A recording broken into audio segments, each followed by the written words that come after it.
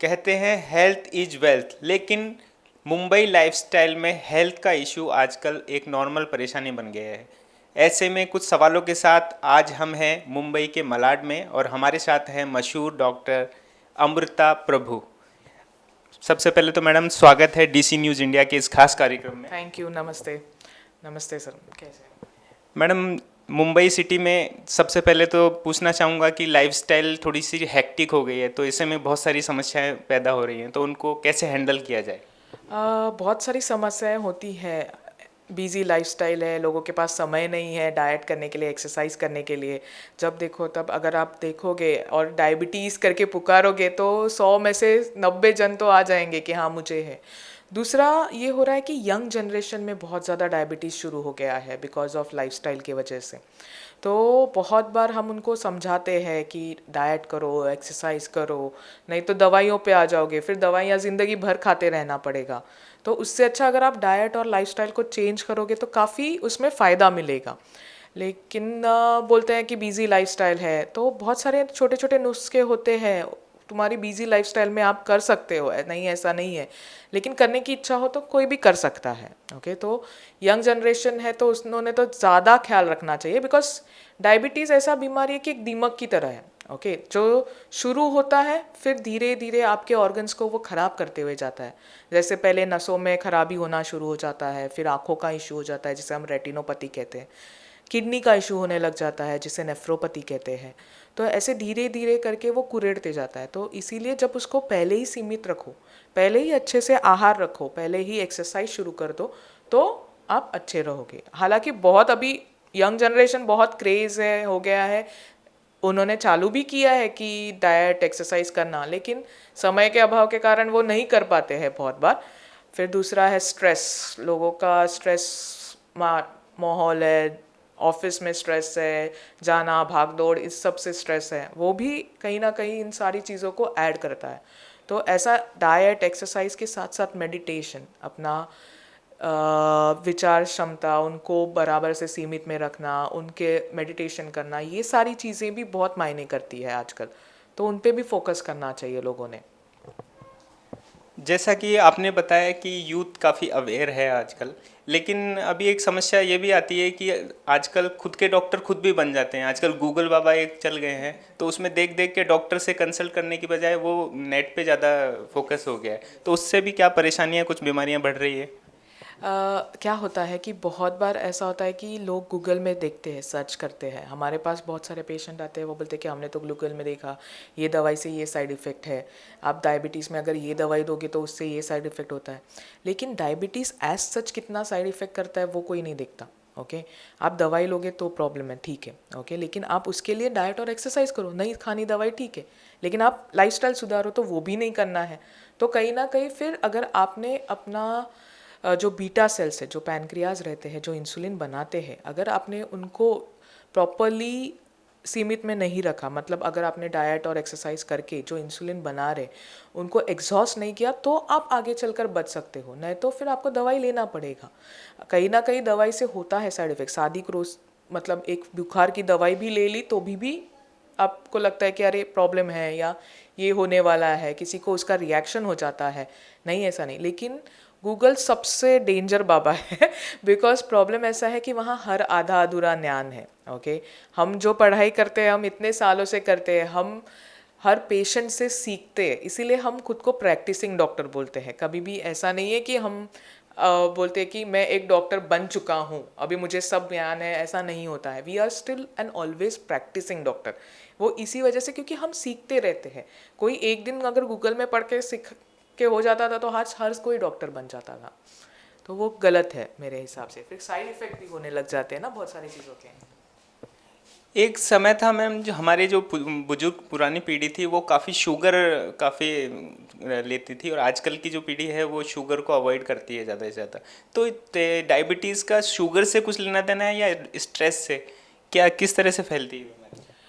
Sir actually stress भी है, sugar से भी लेना देना है। शुगर से बेसिकली कैलोरीज होते हैं, और क्या होता है कि लोगों को लगता है कि जो मैं सफ़ेद शुगर लेता हूँ सिर्फ वही मुझे अवॉइड करनी चाहिए, लेकिन ये लोग भूल जाते हैं कि जो आप रोटी खाते हो, चावल खाते हो, उसमें से भी 50% शुगर बनता ही है शरीर में, वहाँ से भी शुगर आता है। तो वो जो कार्बोहाइड्रेट्स है उनको भी लिमिटेड रखना चाहिए।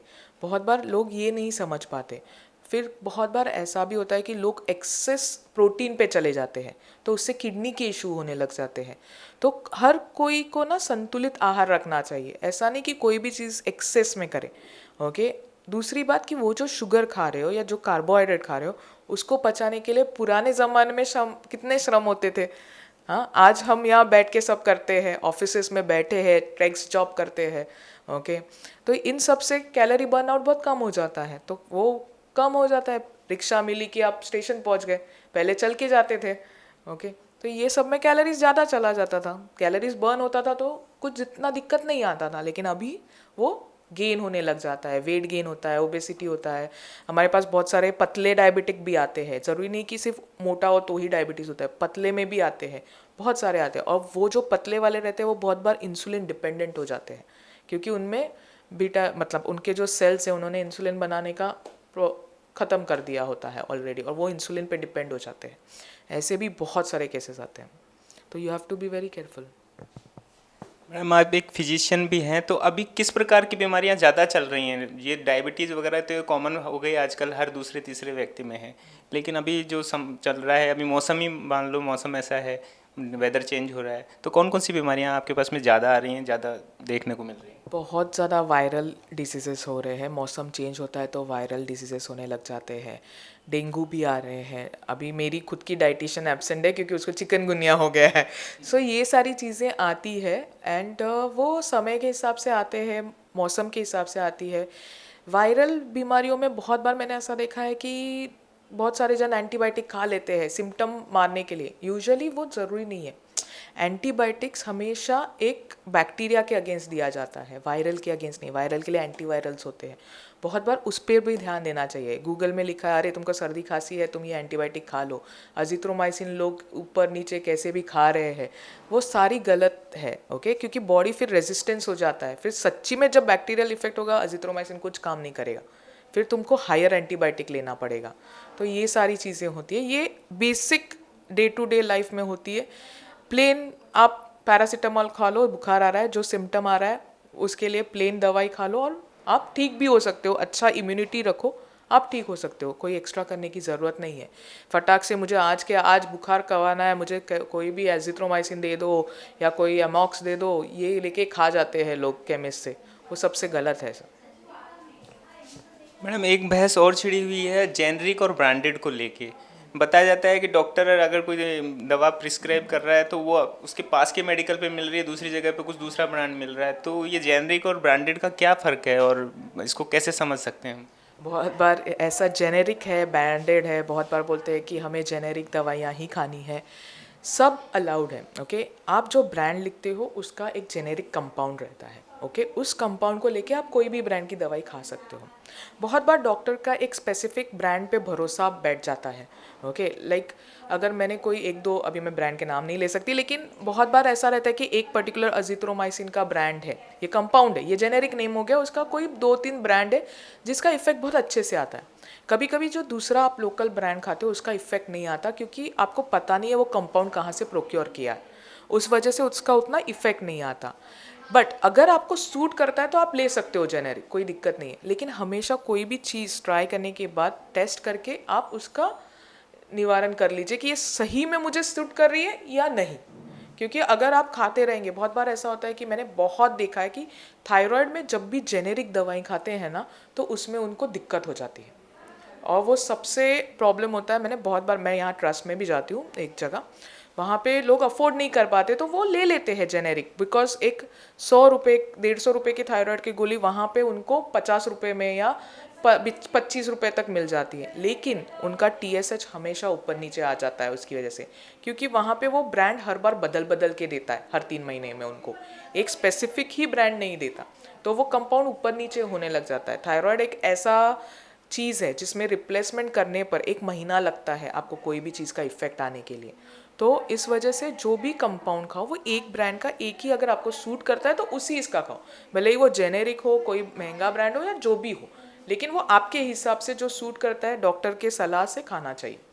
आप इस पर मत जाओ कि जेनेरिक है या ब्रांडेड है, महंगा है, ये है, आपके बॉडी को सूट होना चाहिए। खाना हर जगह मिलेगा आपको, ढाबे पे भी मिलेगा, अच्छे होटल में मिलेगा, 5 स्टार में भी मिलेगा, लेकिन किससे पेट खराब होता है वो आपको देखना है, वो उस तरह से है। मैडम आजकल के युवा जिमहोलिक्स हो रहे हैं, तो वो अपने आप में कैलोरीज बर्न करने के लिए काफ़ी कोशिश कर रहे हैं नॉर्मल लाइफस्टाइल से अलग होके, और इसी में एक सिम्टम्स आ रहा है, उनको अटैक भी आ रहा है जिम में मतलब कार्ड कुछ भी करते हुए। तो इसके बारे में थोड़ा अवेयर करेंगे? जिम, मैं खुद भी जिम जाती हूँ एवरी डे, ओके, नहीं ऐसा नहीं, पिछले 3 साल से रोज़ाना जाती हूँ, एक भी दिन ऐसा नहीं जाती। इनफैक्ट जिम में जाना, मसल बनाना, ये बहुत कॉमन है। दूसरा कि मैं डायबिटिक की डॉक्टर हूँ, तो बहुत बार मैं पेशेंट्स को बोलती हूँ, क्योंकि जैसे मैंने आपको कहा कि हमारे पास काफ़ी लीन डायबिटिक्स आते हैं जो पतले हुए हैं, ओके। डायबिटीज़ में मसल मास चला जाता है, अगर आप उनका एक स्ट्रक्चर देखोगे तो हाथ पैर पतला हो जाता है, एब्डोमिनल बड़ा रहता है, उनको मसल गेन करने के लिए वो ये रहता है। बट जब ये लोग एक्स्ट्रा जिम में जाते हैं, ओके, वो कुछ ना कुछ कंपाउंड्स खाने लग जाते हैं बॉडी बढ़ाने के लिए, उनको फिजिक बनाने के लिए, प्रॉब्लम वहाँ पे होने लग जाता है। रेगुलर चेक नहीं करते, इवन इफ़ आप जिम जाते हो, आप आपका कोलेस्ट्रॉल लेवल्स बराबर है कि नहीं चेक करिए, आपका साल में एक बार 2D एको करवाइए या जो भी है। दूसरा कि एक्सेसिव ना करें, जितना क्षमता है उतना धीरे धीरे धीरे करके बढ़ाए। ऐसा नहीं कि मैं आज जाके ही 2 दिन में बॉडी बनाऊंगा, वो कभी नहीं होता है, क्योंकि जो भी बॉडी बिल्डर है वो सालों लग जाते हैं उनको बॉडी बनाने में और उसको मेंटेन करने में। प्रॉब्लम वहाँ पे भी है, जब आपको क्विक रिजल्ट्स चाहते हैं तो आपको प्रॉब्लम होने लग जाती है। कार्डियक अरेस्ट होता है, कोलेस्ट्रॉल्स देखे नहीं रहते हैं, कंपाउंड्स खाते हैं, प्रोटीन पाउडर्स लेते हैं बहुत सारे अलग अलग, जिनसे बहुत बार अगर पानी बराबर से नहीं पिया तो किडनी का इश्यूज़ हो जाता है। मेरे पास बहुत सारा यंग एक बार जिमर आया था, वो 24-25 साल का था, किडनी का इशू होने लग गया, पूछा तो बोलता है नहीं मुझे बॉडी बनानी है, मुझे वो क्रिएटिनिन खाना है, मुझे ये प्रोटीन पाउडर लगेगा ही। बट ये सोचता नहीं है कि अरे उससे आगे क्या प्रॉब्लम हो रहा है, उनको सिर्फ बॉडी दिखती है, बाकी के इश्यूज नहीं दिखते। वो शायद कभी ऐसे ये भी सोच के भी चेक भी नहीं कराते कि ब्लड प्रेशर, मैं तो जिम जा रहा हूँ मैं चेक क्यों कराऊँ। तो ये सारे जो अगर आपने फैक्टर्स रोज़ाना चेक करते रहे तो कोई इशू नहीं होगा। आप इग्नोरेंट रह गए तो जहाँ नज़र हटी दुर्घटना घटी, उस तरह से है वो, वही। तो ये थी अमृता प्रभु जी, जिन्होंने क्लियर किया कि लाइफस्टाइल में क्या क्या नई समस्याएं आ रही हैं और यूथ की शोर बढ़ रहा है। इन्होंने डायबिटीज़ के बारे में भी लोगों को अवेयर किया। अभी के लिए फ़िलहाल इतना ही। आप जुड़े रहिए DC न्यूज़ इंडिया के साथ। तब तक के लिए video camera journalist Abbas Sheikh के साथ मनिंदर प्रताप सिंह, मुंबई।